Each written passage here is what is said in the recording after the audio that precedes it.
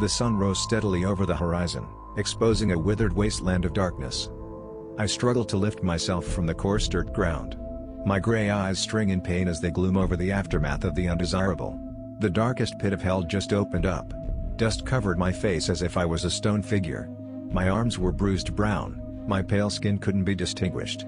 My adolescent brain couldn't comprehend such a tragedy. Using what energy I had left, I forced my legs to stand myself up. I stood there, a brisk chill went up my spine as if an icicle was slicing into my back. The once breathing town was held tight, choking by the neck through the aftermath of war. There was complete utter silence.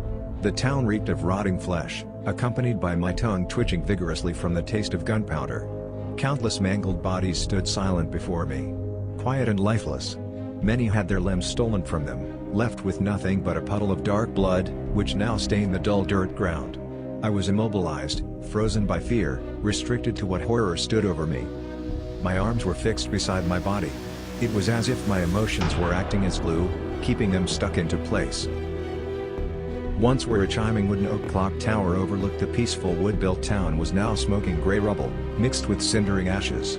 Piled on top, were more motionless victims, faces melted away by the rules of war, leaving nothing less but bloody fractured skulls.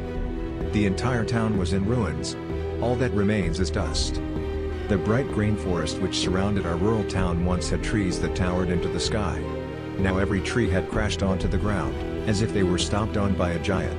Vehicles and artillery shells littered the once lively terrain. Suddenly before my eyes, I see him. I bluntly drop my knees onto the dirt ground. My hand guides its way to one of the mauled bodies, one I used to love, one I used to consider family. I tightly grasp his arm, it's cold to the touch. I lost hope. What once was warm, vibrant yellow skin, perfect for a good night hug, was now no different than to bloody sandpaper covered in lost love. I would never be lifted by his arms again. He fell victim to the unavoidable during war.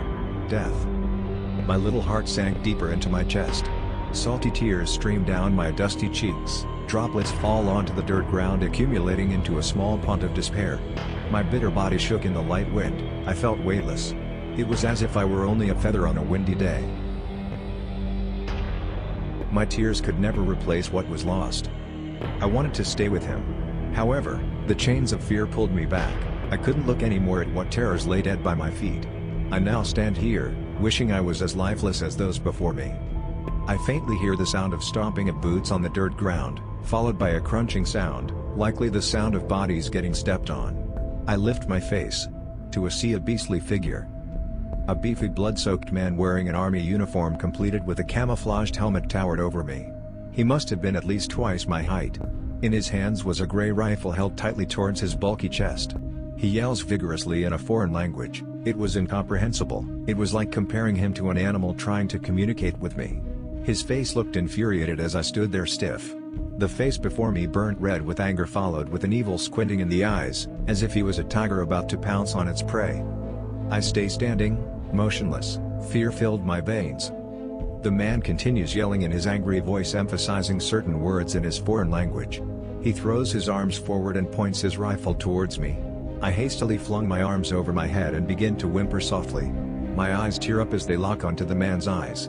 The man shows no emotion, he stayed determined and enraged, continuing to shove his rifle into my face. I could smell the scent of fresh gunpowder off the barrel. My face shriveled up as if it were a sponge contracting, my entire body tensed up. I was scared and confused. A last thought entered my head. Is this where my story ends? My gray eyes were locked onto his, acting as a desperate attempt for mercy. His determined eyes slowly weakened to a sigh. Suddenly he gradually lowers his arms, the rifle now pointing towards the ground. The man's left arm unclings from the rifle and points off into the distance, aiming away from the town. He yells once more, flinging his pointing finger off towards the same direction. He wants me to leave. Relief and despair flow through my body. I swiftly respond. My body turns away from the soldier. I take a big breath in and begin taking short strides away from the man, face pointed towards the dirt ground. I would never return. I was never to see my town again. I was never to see my father again. But at least I won't see the horrors of war again. I could never erase the darkness committed by the mighty war machine. This would be an experience of no recovery. I was to face the realization that every part of my previous life was broken, like a glass vase being thrown into a wall of lost hope, shattered, and couldn't be put back together. Memories were to be left as memories, staying in the past where they belong.